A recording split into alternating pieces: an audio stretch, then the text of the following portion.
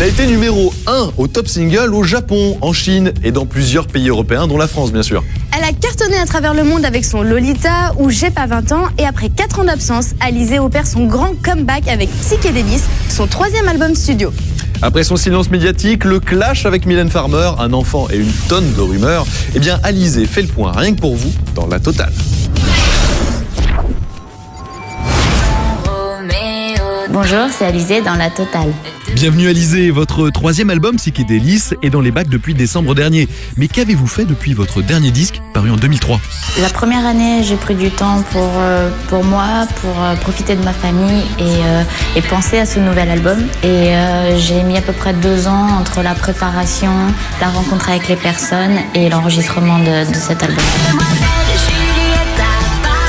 Et pourriez-vous nous dire quel genre d'album, quelle couleur vous souhaitiez donner à ce nouveau disque ? Je voulais un album plutôt pop, une évolution de ce que je faisais avant et en même temps essayant de m'inspirer des albums que j'aimais, mes albums références. Justement, quels sont ces albums de référence ? Il y a l'album de Gorillaz que j'aime beaucoup. J'aime beaucoup Gwen Stefani. L'album de The Killers, ça m'a beaucoup aidé dans ce que j'avais envie musicalement. Vous avez même fait un titre plus hip-hop écrit par Oxmo Puccino. Alors pourquoi ce choix ? J'avais envie d'un titre un petit peu urbain à la Gwen Stefani puisque c'était un album référence et c'est Core qui a fait la composition. Et Oxmo Puccino était vraiment le rappeur qui m'a le plus touchée, qui racontait un petit peu autre chose et qui était plus dans la poésie, dans l'écriture un petit peu poète. Et c'est ce qui m'a touchée et c'est comme ça que je lui ai proposé de travailler sur cet album. Pourriez-vous nous dire ce que Jérémy Chatelain, votre mari, vous a apporté dans la réalisation de cet album ?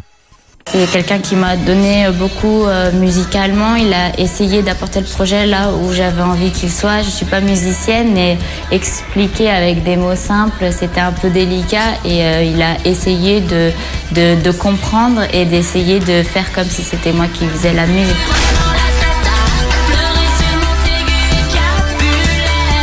Vos 2 premiers albums ont réalisé de véritables cartons à l'étranger. Alors forcément, pour Psychédélis, vous visez une carrière à l'international. J'étais super contente que l'album sorte en France et on m'a demandé à l'étranger ce qu'il sorte aussi. Et il est sorti le même jour qu'en France au Mexique. Et apparemment, je crois qu'il est même sorti numéro 1. Donc je pense même commencer une tournée à partir du mois de mars dans les pays en Europe, en Asie et après en France à partir de la rentrée 2008. Alizée, on veut tout savoir. Pourquoi ce tatouage de fée Clochette dans le dos ? La fée Clochette, c'est un personnage que j'aime beaucoup depuis que je suis toute petite. J'ai l'impression que c'est un peu mon ange gardien. Je l'ai faite dans le dos, donc du coup, je la vois pas. En tout cas, je la vois rarement. Et donc, je l'oublie un petit peu, mais c'est un personnage que j'aime et j'aime beaucoup son caractère. Elle est assez discrète. J'ai l'impression qu'on se ressemble un petit peu à ce niveau-là.